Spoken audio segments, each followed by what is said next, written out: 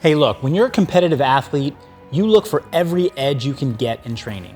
And back in the day, I had this super expensive mouthpiece that I used for better jaw positioning, which can help increase the width of your airway and make breathing more natural and efficient. But like most things, that expensive mouthpiece eventually wore out. And being past my competitive days, I didn't want to drop another $500, $600, $700 on a replacement. But I still love to train hard and get after it. So I was pumped when Airwave Mouthpiece came on the market at a fraction of the price. I could immediately sense that this new mouthpiece at a fraction of the price was just as effective, if not more effective than my last one. I personally love the confidence that it gives me when I'm lifting heavy weights and when I'm doing heavy breathing work. When I bite down on that performance mouthpiece, I know my airway is in the best possible position to get that oxygen in and get that CO2 out. And rather than spending hours and hours in the dentist chair getting fitted for this custom mouthpiece, using Airwave is super simple. You can just toss it in the microwave for a minute, you mold it to the shape of your mouth, and boom, you're ready to go. The Airwave is gonna position your tongue and jaw for optimal breathing so that you have one less thing to think about during tough efforts or for these endurance training sessions that you're doing. I love my Airwave so much that I partnered up with the company to get you a discount. So head over to airwave.com, that's AIRWAAV, or click the link in the description below. Use code MARCUS10 to get your 10% off, and pair up your Airwave with any functional bodybuilding workout or your training of choice. It's definitely a must-have in my gym bag, and I know you're gonna love it too.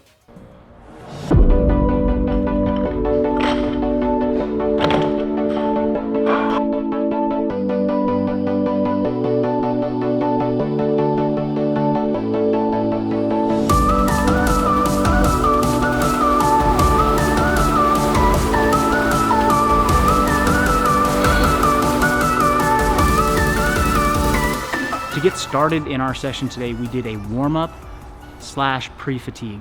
I get this question often, and I've been challenged to think about it a lot more lately.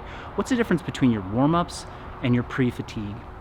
The way I like to think about it is that as we build into training, we want to ramp the body up in a very gradual, progressive way. The way we start that is with blood flow and with range of motion work. I consider those two things to incorporate and encapsulate what I'll call the warm-up portion of the training session. We're gonna do something from a cardiovascular perspective, like a bike or a run or a ski or row, maybe push the sled around. And then we're gonna go through a range of motion in the joints that are specific to that day. It could look like doing some 90-90 hip rolls to get the hips to warm up. It could look like doing some body weight, knees over toes split squats to get the ankles and the knees and the hips prepped, but it's really body weight and it's really range of motion focused. After range of motion work, it is not time to jump directly into heavy back squatting. There has to be a second tier of the ramp up phase. The second tier of the ramp up phase is pre-fatigue. Some people like to go and grab the barbell and do light barbell squats and then moderate barbell squats, and that's the way they ramp their bodies up.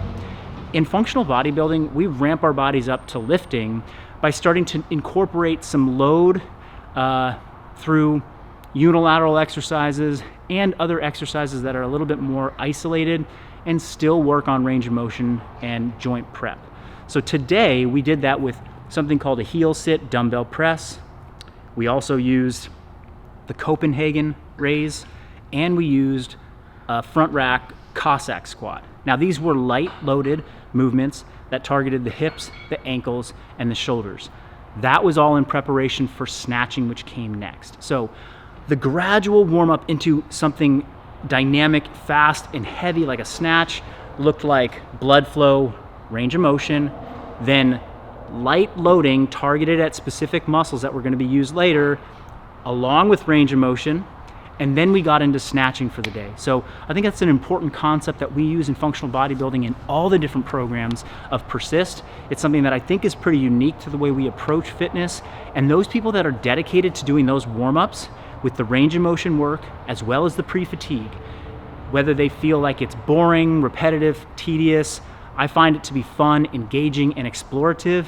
Either way, they provide a powerful foundation and platform to build a robust, resilient, bulletproof body for doing all the fun stuff like power snatching and heavy lifting, and all of it combined leads to tremendous progress with minimal setbacks. So that's how we approached it today, and it got us ready for the benchmark, which was a power snatch test.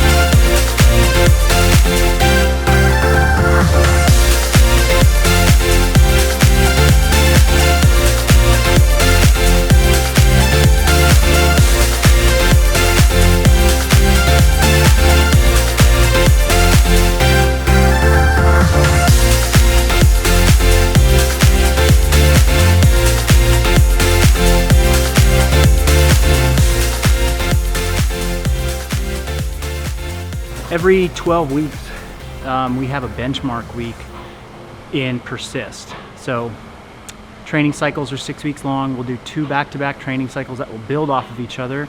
And then we'll have a week where the whole community does a benchmark. And benchmark week is basically, it's another word for testing. It's another word for assessment. It's just a way of looking at your fitness in measurable ways and repeatable ways. So we do a lot of training protocols through those 12 weeks that involve percentages of effort, RPE scales, tempos, rep ranges. But during a benchmark week, we'll actually prescribe some weights and some reps and some times, and you are intended to go into those with as much intensity and effort as you can bring on a given day with your skill, strength, and conditioning background. So it serves as an opportunity to just take an objective look at your fitness. Hey, how was my time on this? How much weight could I lift safely? Did my efficiency improve?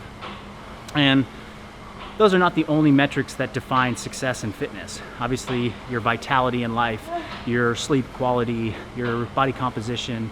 But we also like to see over time, as years pass, there's improvements to strength markers, improvements to cardiovascular fitness, or at least maintenance of it. And if you're not checking it, if you go an entire year with never stepping on the scale, and then you step on the scale, you might be surprised to see that 20 pounds have, been added to your body. Just like with fitness markers, if you go an entire year without challenging or testing your strength, and then you go test your strength, you're like, wow, how did I lose 50 pounds on my squat? So we'd like to do benchmarks periodically, and we don't put 100% of the weight of your success on the numbers, but I think our customers, our members value being able to see where they're at. Plus, it's an opportunity to get outside of your comfort zone. These workouts are hard. Today, Anthony and I pushed ourselves very hard. We were testing benchmark workouts for some of the training programs that are coming in weeks and weeks ahead, and I'm spent for sure. 3rd day in a row of doing benchmark tests, and I need my rest day tomorrow, and I will take full advantage of it. So that was what today was all about, and it was fun to get into an environment with another athlete who's outstanding, great caliber athlete, pushed me a ton. We were back and forth on several of the workouts today. He outlifted me. I edged him out by a couple seconds in this workout. So creating the environment that you want to challenge yourself is, it's great. Some people like to be by themselves. They don't want the added pressure of being with another athlete or a friend or somebody from the gym. And some people thrive on that, and they love that. And me, you guys see it a lot. I train alone frequently, but periodically getting together with Anthony or another athlete really helps to kind of push me. It could even be my wife. Like yesterday I worked out with my wife, and we set up the workout in such a way, the benchmark, where she and I could really challenge each other. And by the end of the session, she beat me by 30 seconds a minute, and it didn't matter that she used a different weight than me and she used different meters on the bike. We were both challenged by that. She pushed me, and it got me out of my comfort zone to just be chasing somebody else. So anyway, those are just some overall thoughts on how to approach benchmarks, why we do them with Persist, and I think that's just something valuable to do. And if you're doing it, if you're approaching your fitness every day like that, every week like that, that's a recipe for burnout and injury and actually plateauing and not seeing progress. But if you do it every so often, it's a great complement to a very thoughtfully designed progressive overload training system.